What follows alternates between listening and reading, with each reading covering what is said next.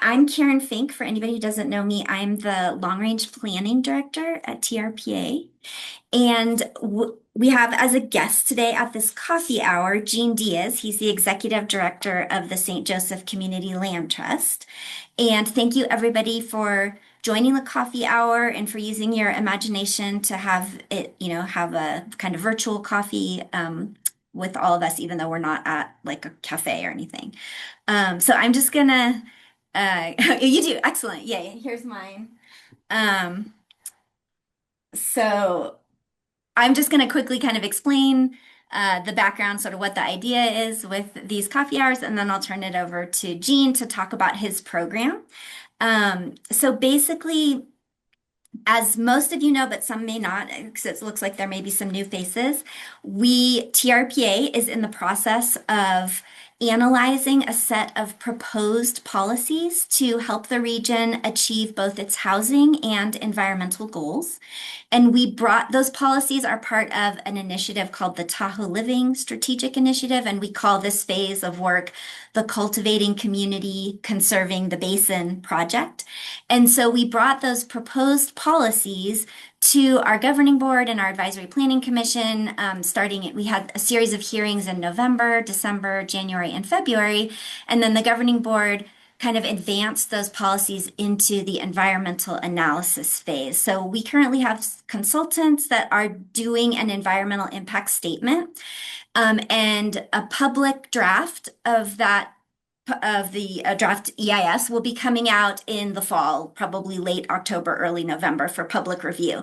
So in the meantime, we just wanted to have some opportunities to keep everyone familiar with what we're proposing, have the chance to kind of like talk in a little bit more detail about a few policies at these sort of informal coffee hours so that people can ask questions, just make sure that people kind of have an understanding of what's in the proposal so that when it comes back in October, people remember what's there and are kind of up to speed. So these are very informal, but what we thought would be more interesting rather than just kind of talking about them randomly was to invite practitioners from the Lake Tahoe Basin who are actually working in the affordable housing sphere, providing programs to get affordable housing on the ground, or, open up more housing for our local workforce. And so that's why we've invited Jean Diaz to this coffee hour. He's going to talk about one of St. Joseph's multiple programs that they have.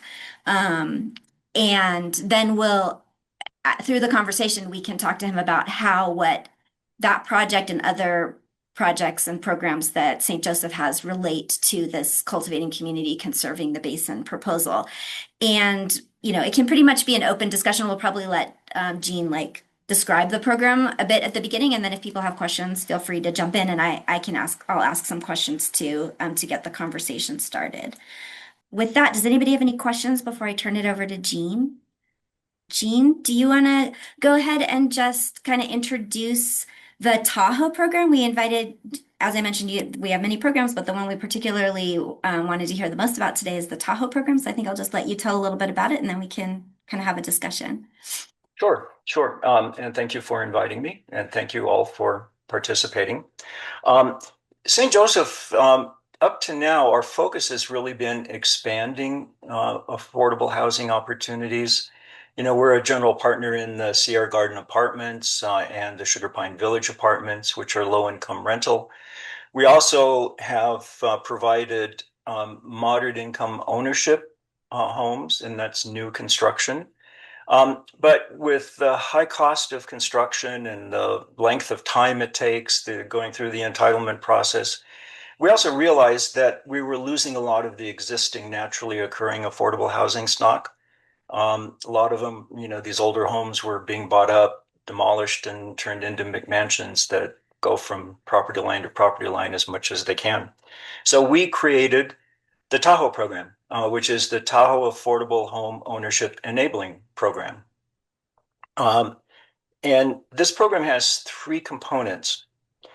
We can provide funds to a lower moderate income family that's coming up to Tahoe to take a new job and they're looking for housing. We can provide some funds that will help them with down payment assistance, for example. Another situation is there's no buyer immediately coming to us and saying we're looking for a home, but a home has become available that fits our criteria, and we have the resources. We can go out and buy that home, do whatever rehab is necessary, and then turn around and resell it to an income qualified household. The third category is to help an existing household that's living it's an existing home. They're living there and they're at risk of displacement. One situation, it's an elderly couple. The home needs a lot of repairs. They're at risk of losing it and they can't afford to do the repairs. We can step in and help them with the cost of the repairs and enable them to stay. The other situation, which actually is the first inaugural program, transaction under the program, is what we call the Osborne House. This is a situation where it's a tenant family that has been living in the home for the last 11 years. Elderly homeowner, she's in her 90s. Home has been in the family for decades, but I don't want to deal with it anymore. I'm getting ready to sell. So of course the tenants were freaking out. Where are they going to go? So they were really afraid of displacement. So we worked with our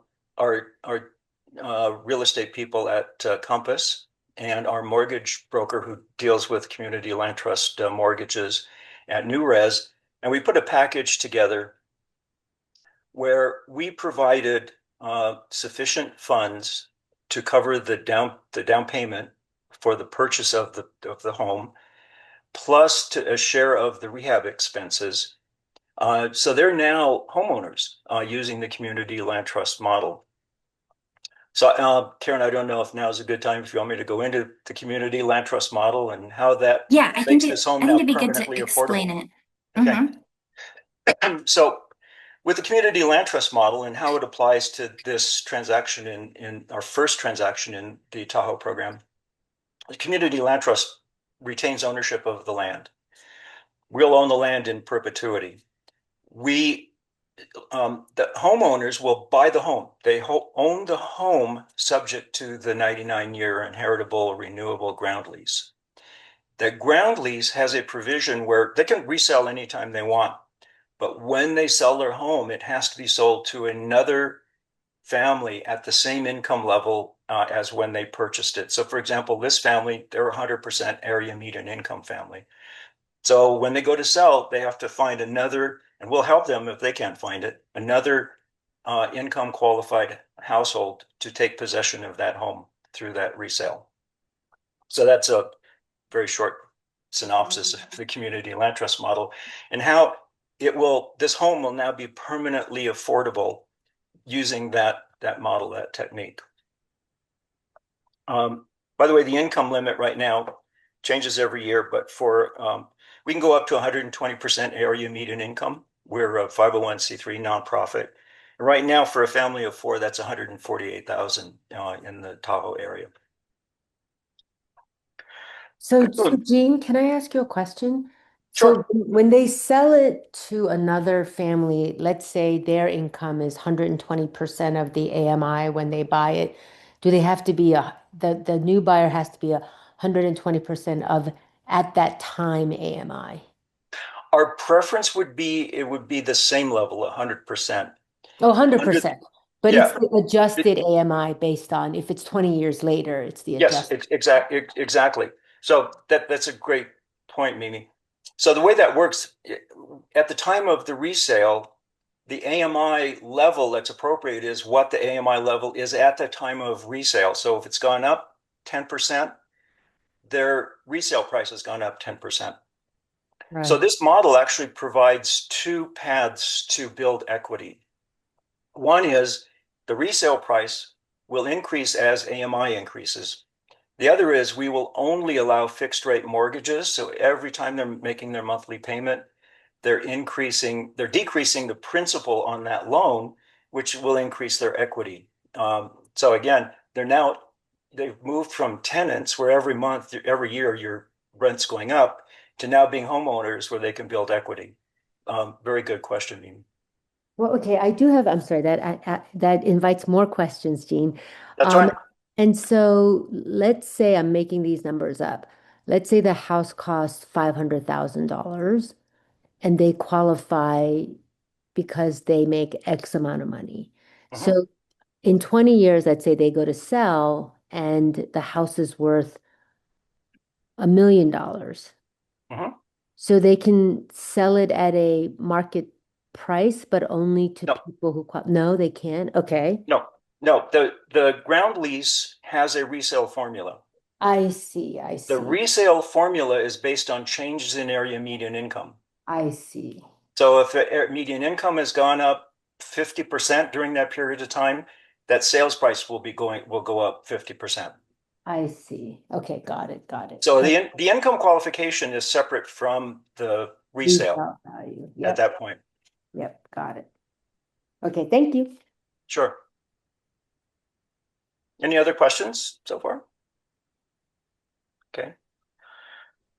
So we think this is a really good program because, like I said, up to now we're focused on constructing new construction, the high costs, the time that it takes to do that, and it's sort of easier, it's quicker to find homes that exist and do whatever rehab is necessary. It's more cost effective, it's more timely, um, and it helps, we think, environmentally, it's better because instead of having these older homes being torn down and replaced by these big monsters that have a very different environmental profile, we think this is a good adjunct to our existing programs where we've gone out and tried to build new construction.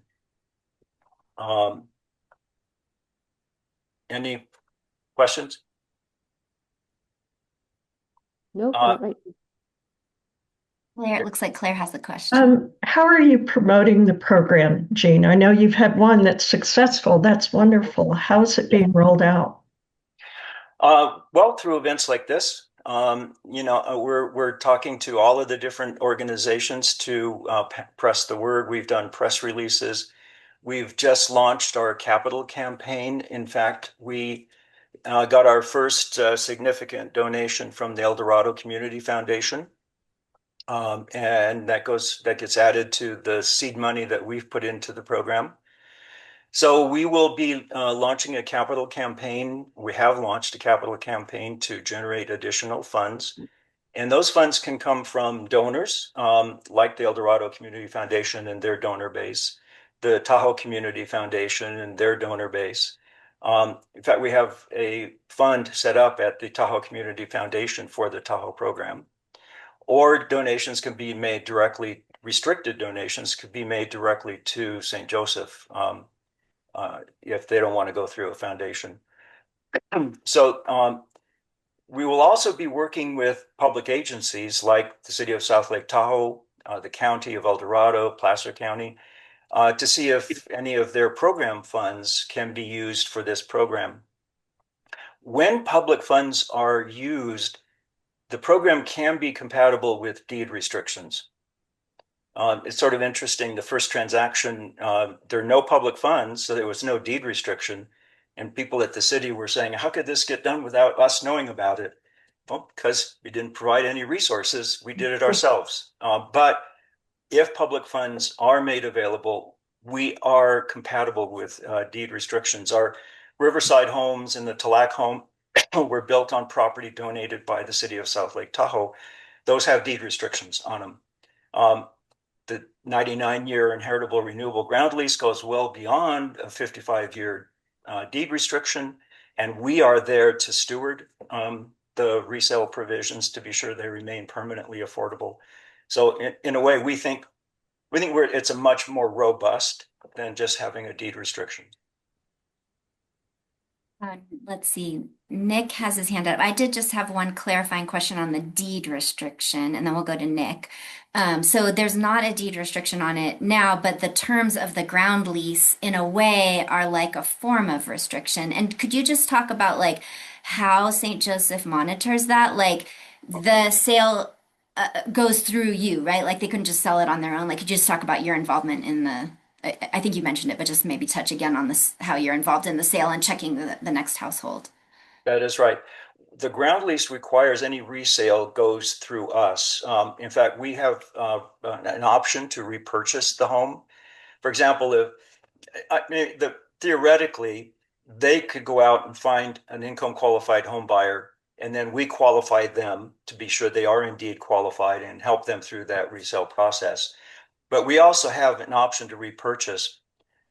If they can't find a buyer, and they have 1 year to go through the process, if they can't find a buyer, we have an option to repurchase that home, and then we take care of finding an income qualified buyer. That's the backstop. So how do we monitor that? We have on staff what we call this program and stewardship manager. Um, Once we get a home in the program, his job is to monitor all of our tenants, our property managers and the tenants, or our homeowners under our homeownership program, to be sure that they're complying with the terms of the ground lease. In other words, one of the interesting things is that there's a $50 a month ground lease payment, which is a steal, right? But one of the reasons for that doesn't really help fund our sustainability so much. It helps a little bit, but it's a canary in the coal mine.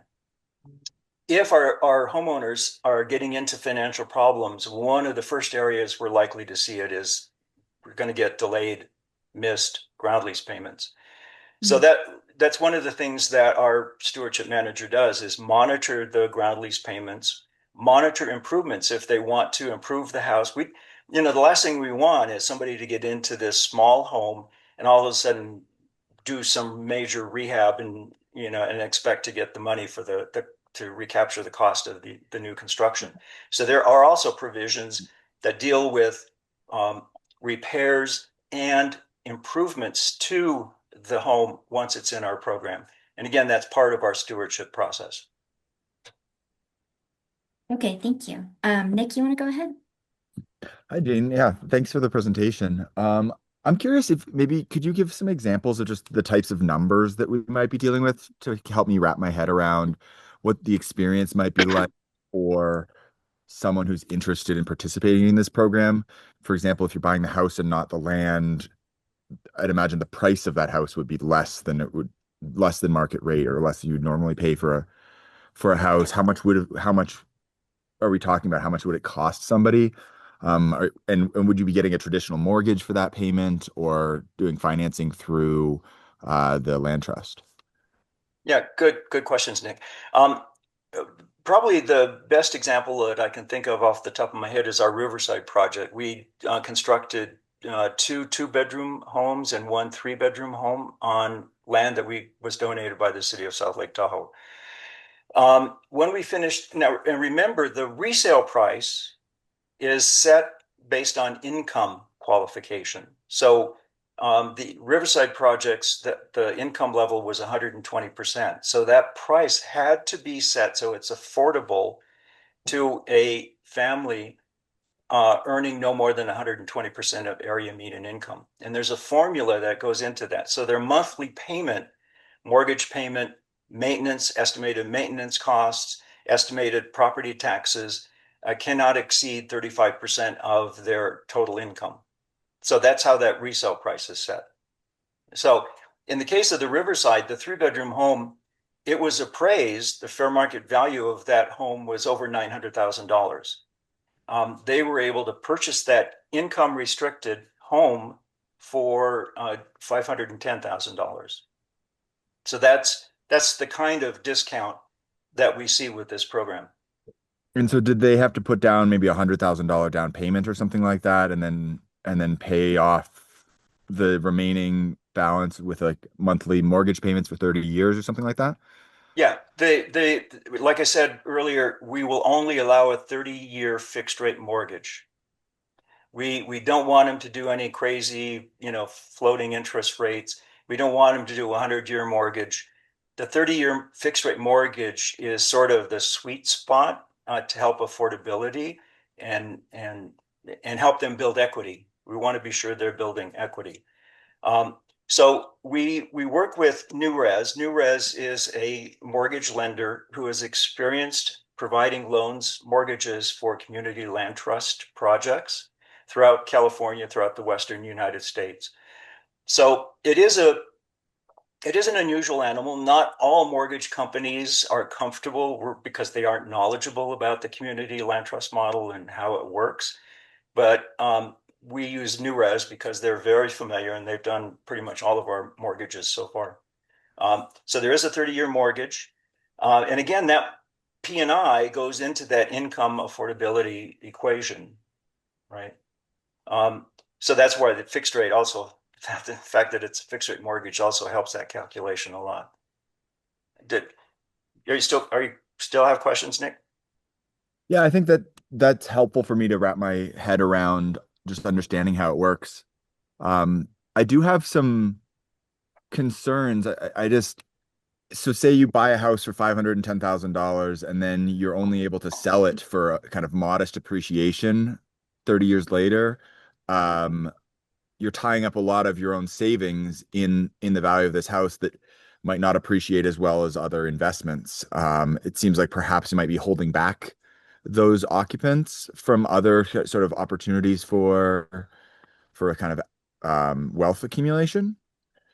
Yeah, I view it as kind of the other way around. If you can't afford to buy a home and build equity through payment of your fixed rate mortgage and the appreciation in the AMI, and you're stuck renting, your rent's going to go up every year, pretty much. I don't know when rent has actually gone down consistently.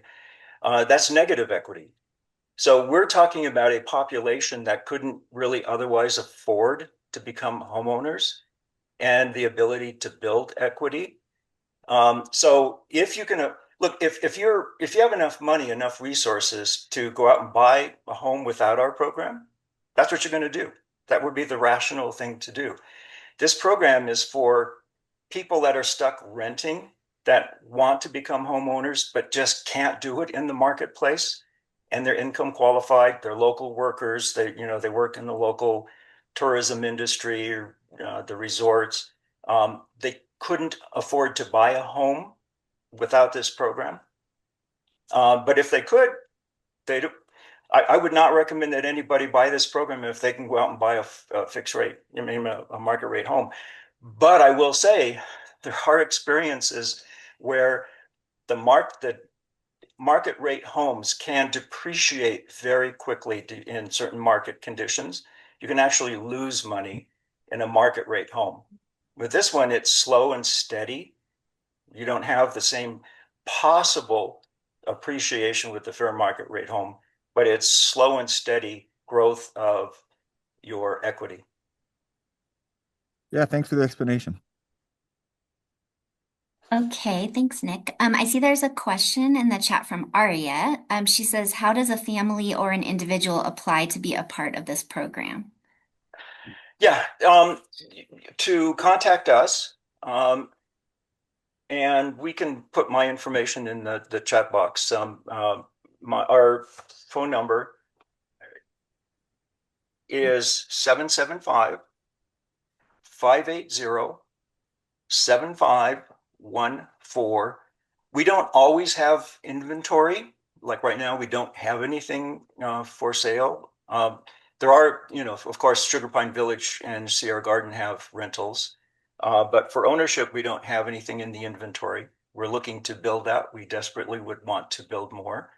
Either build new or through the Tahoe program, get enough resources to purchase existing naturally affordable homes. Also, my email is Jean Diaz, JeanDiaz, at St.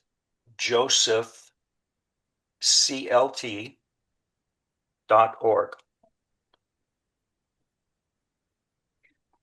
I think Claire had a hand up. Go ahead, Claire. Thanks. Thinking again about getting the word out, Jean, from your perspective, would it be useful to have like a working roundtable of real estate agents and mortgage lenders who could learn more about the community land trust model? I know we want to do a community-wide presentation and invite you through the IBCBA Housing Committee, but I'm wondering about a more focused gathering of because I would think some of the older properties that are being rented, that their owners might not be local anymore, and that it would be useful to have the agents of all kinds aware of this. Very, very much. I think that that's very helpful. And like I said, we will be doing meetings like that here in the South Shore. If you folks can help us identify the right groups in the North Shore or incline, I'm happy to do that. I think that's a great target audience for this program. Good. We'll capture that idea and move it. Thank you. Great. Was it just by chance? Like, could you talk a little bit about how you did find this one house, the Osborne house? Did the real estate agents involved just happen to know about you? Like, how did you get involved? Serendipity. Hmm. We actually developed the Tahoe program a couple of years ago, and we were ready to launch the capital campaign to generate the funds when COVID hit.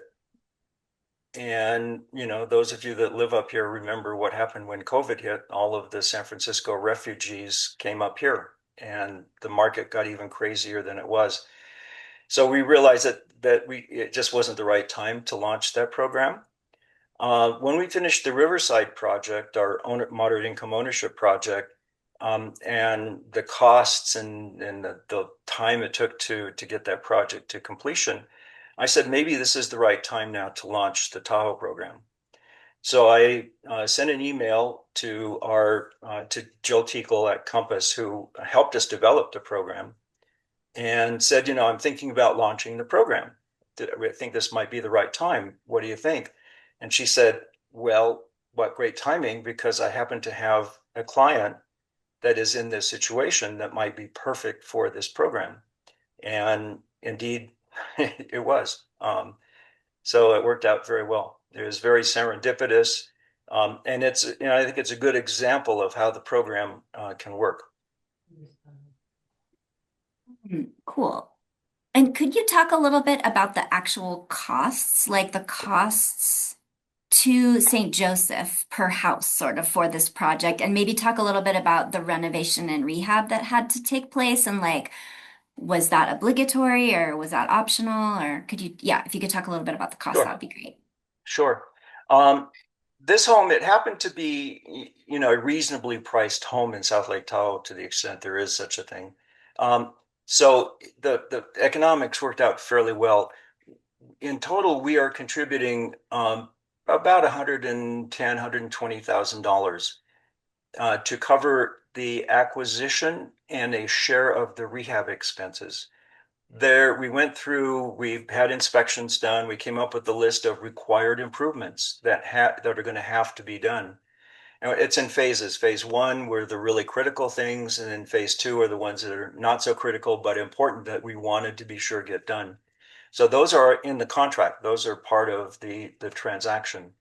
And on the rehab expenses, fortunately, it wasn't too bad. They aren't too major. We had to replace, some of the electrical components and redo basically one of the bathrooms. So, it wasn't terribly expensive stuff. So our contribution is, like I said, about $120,000. And for that, we wound up owning the land. They own the improvement, the home itself, and we've contributed a significant portion of the 50% of the cost of the rehab under the program. Are there, like, one of the reasons I wanted you to have you on and highlight this is because I do think this is a pretty cost-effective program when you talk about bringing in a house compared to, you have the other experience of the Riverside homes, which are also amazing, great homes, but uh, you might speak to that a bit, but I think they may have cost you more per house. They cost potentially more, or also just I know that in general, the costs to build a new unit of housing, particularly deed restricted affordable, can be extremely expensive, like hundreds of thousands of dollars. So I'm just wondering, what are the potential sources of funding that you are looking at now to expand this program? Yeah, well, two things. One is you're right. When we compare this program to new construction, The Riverside homes, we subsidized those by about $150,000 each. And that doesn't include all of the time and effort going through the plan approvals and the permitting process and all of that before you even start building the home.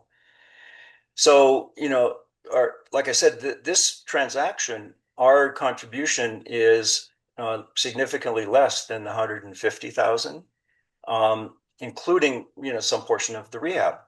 So, and we didn't go through 2 years of entitlement and plan approvals and permitting and all of those costs and time and expenses.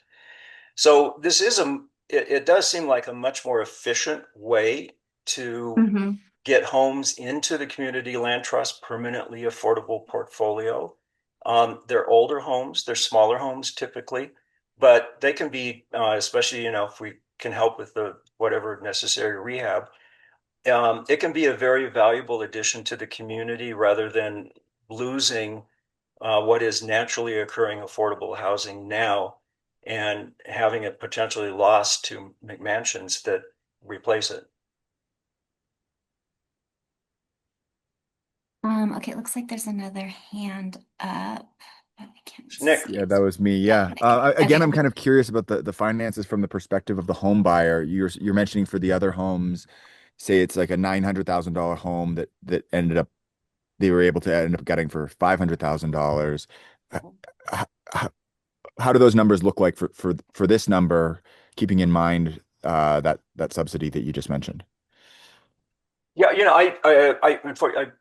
I should have had it, but I don't recall what the fair market value of this home was after we do the rehab. But it wouldn't necessarily be as dramatic as that 3 bedroom, the 900 to 500,000, right? Because again, we're talking right now about preserving naturally occurring affordable housing. It's sort of currently, quote unquote, affordable for South Lake Tahoe standards. So this is a program where what we're doing is trying to preserve that naturally occurring affordable housing stock. In the other one, we're building new housing, right? So new housing, of course, is going to be much more, the fair market value will be much greater. That's new construction, all of the new bells and whistles.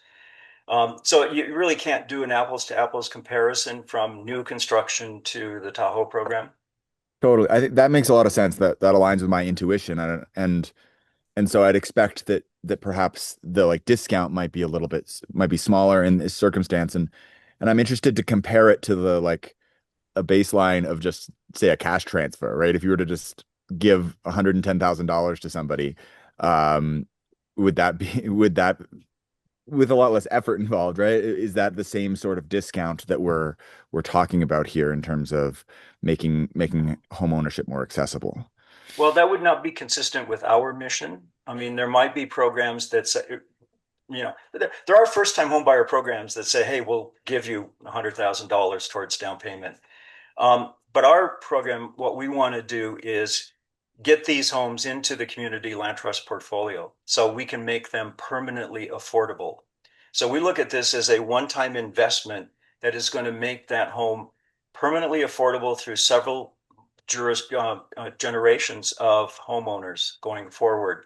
Not just the good example is um, can't think of the other program where they used to go out and build homes for people and then say, here's your home at a Habitat for Humanity, maybe? Habitat for Humanity. The early Habitat for Humanity programs were, we'll help you build a home. You do some sweat equity, you get in there, but then there's no restriction on the resale. So they're in there for a couple of years, they sell it and they get the huge windfall.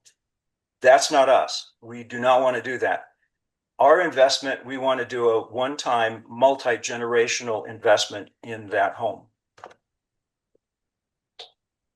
Thanks. Yeah, and I think this is sort of one of multiple programs that, local jurisdictions are doing as well. That's sort of to me in the category of, there's like down payment assistance programs. We're going to hear in August, Placer County is going to come and talk about a range of programs that they have, including one of those where they do restrict the home to a local worker in exchange for about 110 or 115,000 of down payment assistance. So I think it's interesting. This is a slightly different model, but the cost is there's sort of a range of programs that kind of have that cost. Yeah, so this is just one of those. Go ahead. Let's see. Let's go with Claire, and then we'll have Sophia. What is the geographic range that you're able to operate in with this program, Jean? Is it the Sure. entire basin, regardless of state or county? What would you consider? Our charter is the basin. So theoretically, we can do anywhere in the Tahoe Basin. I know I spent some time working with the folks in the North Shore, and there was a question about, well, can we go up to Truckee? And our board said, well, if it makes sense, if we can find support to do that, we'll include going as far as Truckee. But it pretty much is the basin where it makes sense, right? Um, Okay, we do know that the economics in different parts of the basin can vary. So the economics of a transaction varies depending on the geographic area. But yes, theoretically, it is the entire basin. so the AMI that you're looking at would be specific to whatever that particular area was. That's correct. Because again, we're a nonprofit and we have to abide by the IRS rules and regulations. So the AMI is geographic specific. Now, I do know for El Dorado County and Placer County, it happens to be the same. The AMI levels are the same. I did some work into Douglas County and Incline area. It's similar AMI levels, but it does vary by county. Thank Sophia? Yeah, my question kind of goes along with that. You mentioned wanting to preserve sort of naturally affordable housing to the extent that you can. Are you finding as much naturally affordable housing in North Shore as South Shore? And just maybe you could speak to where are all the properties that you've been able to preserve thus far? Well, right now we just have the one inaugural transaction that we've done, and that was in South Lake Tahoe. The economics in the city of South Lake Tahoe is more favorable for this program than in some of the more rural, much more expensive areas, and probably where there is much less naturally occurring affordable housing right now. So there are some areas that I think are more likely to find good candidates for this program than other geographic areas. But like I would guess within Incline, there probably are some pockets of opportunity to apply this. But it will vary, and you know naturally naturally occurring affordable housing in the Tahoe Basin is sort of an oxymoron. Yeah. Yeah, it is. Um, would you be open to allowing homeowners to layer programs? Like if someone wanted to use your program and Placer County's down payment assistance, could they do that? Yes, I think as I mentioned, it's sort of an extension of what I was saying earlier. This program is compatible with like deed restrictions, right? Right. In fact, I'm meeting with the city of South Lake Tahoe to talk about this program and to see how some of their programs or there are different grant programs that come about from time to time. And cities sometimes will apply because it fits what they're doing or they don't have the capacity. So I want to be sure the city of South Lake Tahoe, for example, knows about this program and what we can deliver so that if a HUD grant or an HCD grant becomes available to provide funds that might help this program, they can apply for it and we work together to implement that program using HCD funds or HUD funds or wherever we can get grant funds. And again, we're compatible with deed restrictions and programs like that. Wonderful. Thank you. So right now, there aren't any specific state or federal grants that you know of that fund this type of thing, are there? There are not. However, last week or the week before, I was in Sacramento and testified on a couple of bills. One of them is called the Strong Community Land Trusts Act, which Mhm. which was important because actually the three Riverside homes was one of the first applications of the initial version of this act, where while once the city deeded us the property, technically there were property tax could be applied.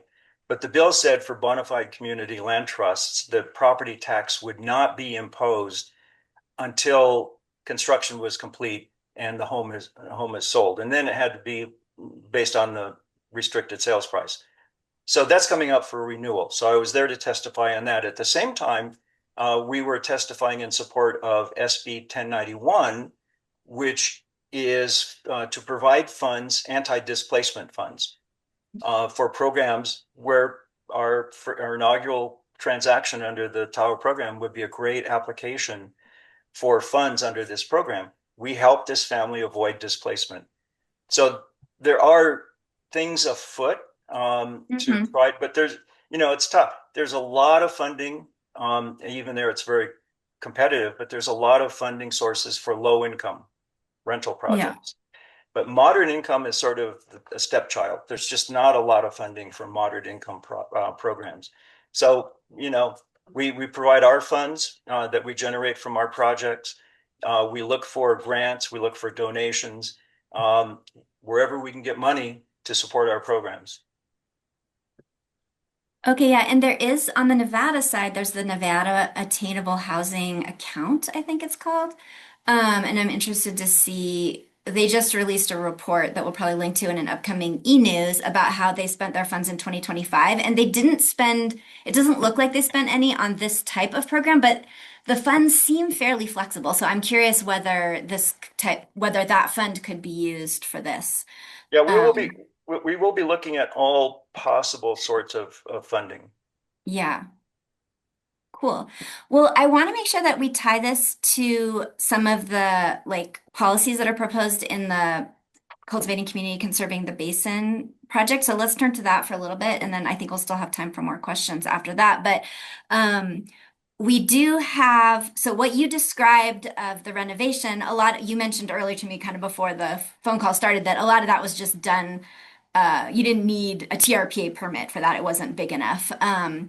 But there's an upcoming phase that sounds like you will need a permit for because you need to put a driveway in and that'll require BMPs. So I did just want to point out that one of the policies that we have, and it's on page 26 of our proposal, I'll put the link in the chat, is called Building Renovation and Rehabilitation. And that is aimed at supporting the renovation of existing housing to kind of keep people in their homes or keep existing housing stock available rather than having it be demolished and turned into larger homes that are more oriented towards visitors. So how the proposal is framed right now is basically that it is kind of framed towards a project that would probably deed restrict the home, but I think that a project like yours, where it's clear that it's still restricted, even though it's not an actual deed restriction, could potentially still qualify. But for like deed restricted, affordable, and moderate income homes, the proposal is to um, waive or receive full fee relief from things like excess coverage mitigation fees. So if the home had too much coverage, ordinarily, if an older home with a lot of coverage comes in for a permit, they have to pay to mitigate some of their excess coverage. So we're proposing that those would be waived. That's what's under analysis right now. And projects that are deed restricted for workforce housing, so above moderate income, but still deed restricted for a local worker, or deed restricted so that they cannot be used as a short-term rental, those would receive like a half rate, the fees would be reduced by about 50%. And then we're also looking at whether the requirement for BMPs, which are a very important part of our water quality, process. However, that can be a pretty big hurdle for some homes to to pay for when they're just trying to do renovation, that those could be deferred or possibly even use water quality mitigation fees to help cover the cost of those BMPs for these projects that are specifically, renovated so that they can be set aside for a local low income or workforce household. So that is that's the main policy that I think your program is related to. Yeah, and we're very happy to see that, similar to our thought process where we were focused on building new homes, to saying, well, wait a minute, there's another way we can help the housing crisis, and that's how can we save the existing home stock from being destroyed and replaced. So I'm happy to see that there are programs like or regulations like this that are in the process being considered, because everything helps. It's just so hard to provide affordable housing in the basin. Everything helps. So hopefully these will pass, and it will help our programs in our transactions in the future. Like this one, the next phase will be doing BMPs. It's an older track, doesn't have a driveway, needs BMPs. So that's part of what we've said in this transaction. You're going to have to do this as phase two. Let's see, Sophia. Yeah, I'm curious, Karen, under the unlocking sort of existing housing units, the housing preservation alternative for the EIS, are there any, I know that there's like some programs or some policies that would support programs like this, and I think there were still kind of some details left out, but are there ways that Cultivating Community could potentially support or provide funding or in some way support a program like this one? Could that be another sort of nexus tie there?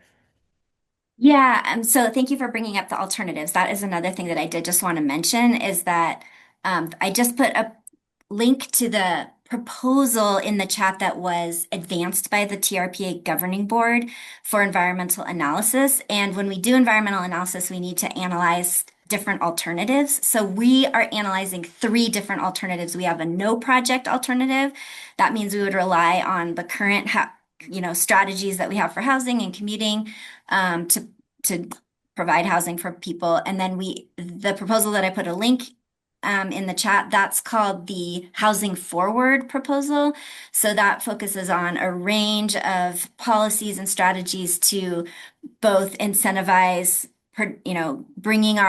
making sure that our remaining development potential gets produced as workforce and affordable housing as much as possible. And it also includes some housing preservation strategies. And then we have one alternative that is called the housing preservation alternative. And that focuses entirely on strategies kind of like this one, where it's very much focused on maintaining the existing housing stock and bringing that existing housing stock back.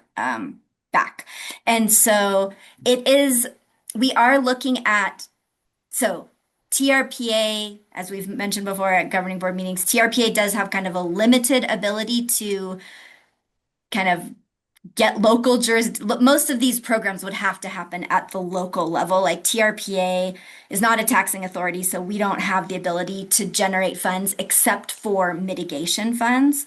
And so we are looking at, like I just mentioned, whether we could use some water quality mitigation funds to potentially offset the cost of water quality treatment for these types of programs. So that is one thing that we're looking at in that housing preservation proposal.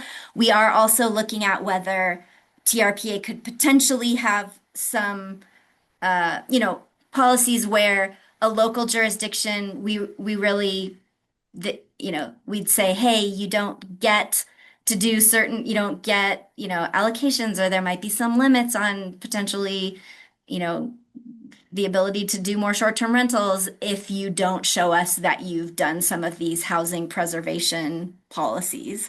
So that we're still working on some of that code and what that actual hook would be, but that's the idea with the housing preservation proposal. Although there's probably some limits on what TRPA, can do. Yeah, and one of it's a little bit farther out from what you just talked about, but one of the things we have talked about is, there's a movement now to have inclusionary zoning ideas where if developers building new construction, they have to set aside a certain amount or provide funds to create a certain number of affordable units. We're thinking that we should also think about, does it make sense to apply this program if a developer works with us to acquire existing units and put them into our permanently affordable program to satisfy the inclusionary requirements. That's another sort of idea, I think, to think about how preserving the existing housing stock might be part of the equation for the inclusionary housing programs as well. Yeah, thanks for bringing that up. And that's one reason, yeah. Let's see, Nick and then Claire.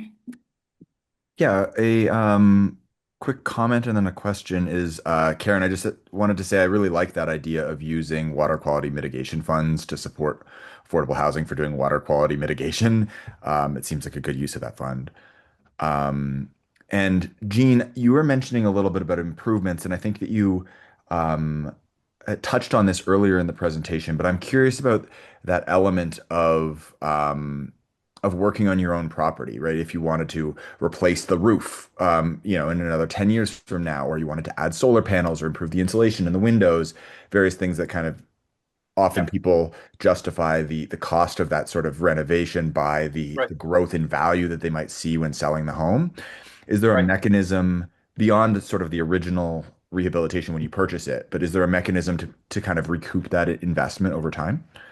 Yes, there is. There's, which is one of the reasons we want to be involved when they decide they want to do some projects, improvement projects. If it is thing like a roof replacement, we will adjust the limit on the resale price so they can recapture a pro rata portion of that kind of repair. So there's a category in the ground lease that allows for that. What we don't want is it's a single family house.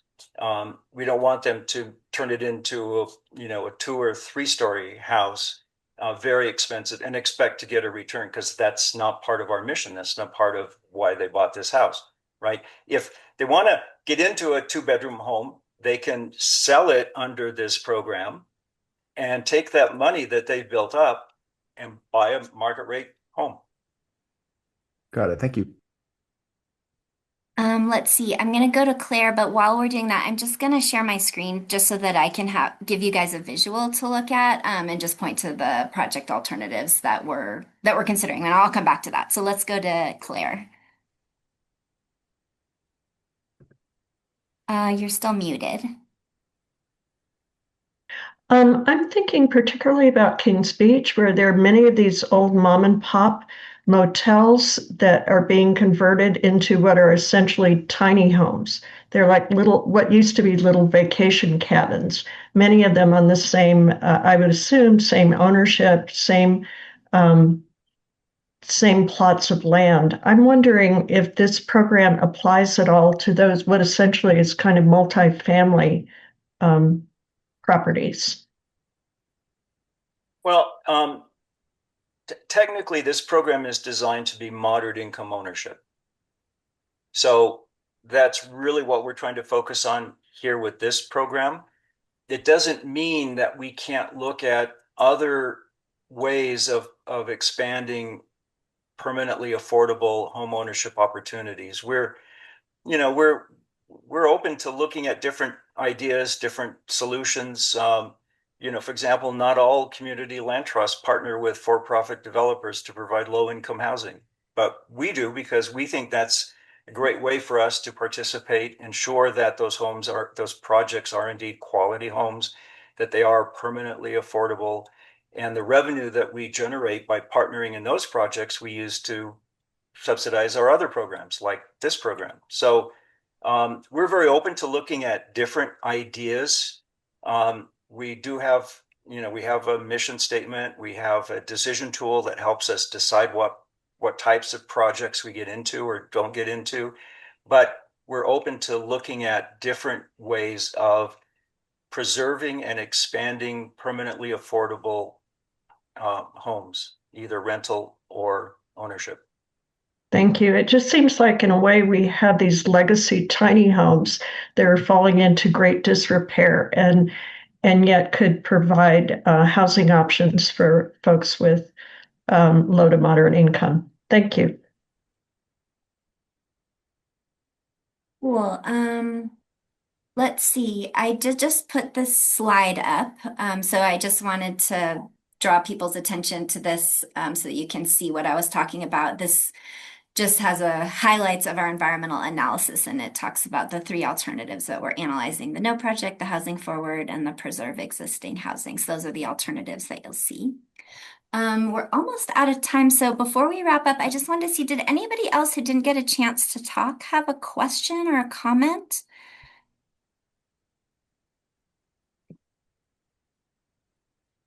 No, but I did have a quick question. It doesn't have to be Okay. here, but down in Reno, somebody we know took houses and they were able to turn it into fourplexes or sixplexes and make them rentals. And they wanted to do it up here, but they couldn't get the permitting. And also, it was obviously a lot more expensive here in North Lake Tahoe versus doing it down in Reno. Because that's how you can expand housing options. Is that something that might be contemplated in the basin or no? Yes, that is making that a little bit easier is part of the proposal. It's part of the housing forward alternative. And I'm not sure exactly, were they converting existing homes, like bigger homes, into fourplexes? Yeah. So one of the ways that we're encouraging that is one reason that that's really hard to do right now is that our growth management system, which is what limits the amount of growth or development in the basin, says that every time you build a new unit of housing, you have to acquire a full development right. And currently today, if you were to split a single family home into 4 units, you'd have to go out and buy 3 development rights to do that Hmm. because you're turning 1 unit into 4, and right now you only have permission for 1, so you'd have to go out and get 3 development rights, and those cost quite a bit of money. They cost about $30,000 on the market right now. So that is one like really key thing that we're trying to change with this project. So what we would be doing with this project is, as long as you're willing to restrict those units so that they cannot be used as a short-term rental, like 30 days or less, you could get that development right from our bonus unit pool for free, effectively. And it would need to either be a rental unit, or if it's sold down the line, then it would need to be sold as a deed restricted local workforce home. So there are some restrictions. It wouldn't just be completely free, but to the extent that you're just converting it into rental housing, as long as it's not going to be short-term rental, you'd get that development right for free. So that's one of the major, like a big piece of the proposal. Yeah, Thank you. yeah. All right. Well, let's see. Before we close, I also just want to direct people to some upcoming sessions that we have. And can people see the slides? I didn't check. Okay, good.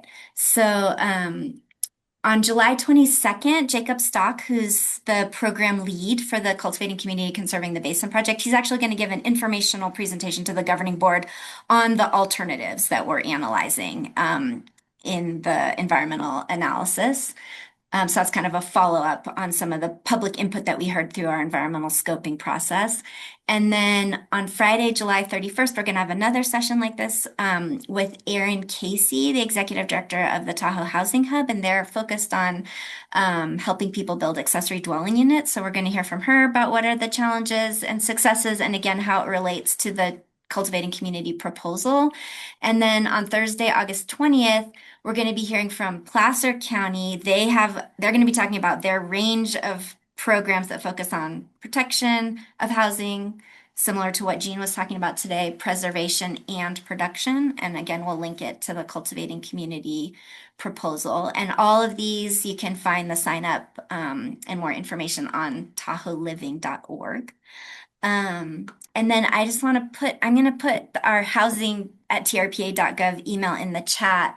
If anybody just has any thoughts about like future sessions that you'd like to see, or ways that we can improve these coffee hours, just feel free to please send us an email at housing@trpa.gov. Um, And besides that, I would just like to really thank Jean for coming and explaining your program to everybody and answering all the questions. And thank you everyone else for taking your lunchtime and coffee moment to be here and talk about all this with us. Thank you, Karen.